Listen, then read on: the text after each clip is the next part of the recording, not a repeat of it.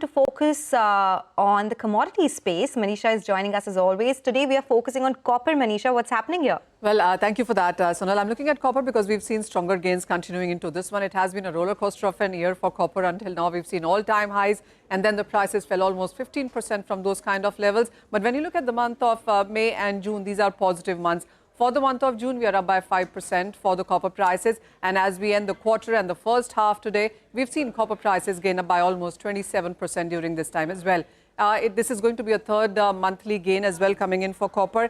Couple of positive points. One, the US demand has been much on the higher side. And since there are still conversations on how copper could also be tariffed, like how aluminum and steel is being done, we've seen almost 400,000 tons of copper being shipped to US ahead of these potential tariffs there.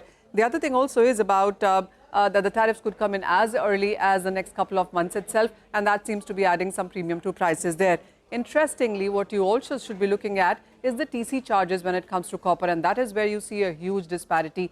There is concentrate not available into the markets, and is the reason when you look at the copper TC charges, they are the lowest perhaps ever at zero. There are reports on how smelting charges dropped to -43, and there have been times when the smelters are actually offering money to the miners to give them copper so that they can mine and refine and give it back to them. So it's becoming that kind of a market. Of course, the profitability has taken a hit right now, and that's yet another trend to follow in copper going forward. Treatment charges in 2024, by the time we ended that year, was around $21 a ton. And as I said, it's at zero, even in the negative at this point in time. So unless you see the concentrate availability improve, you perhaps are going to see that premium also continue in case of the copper prices.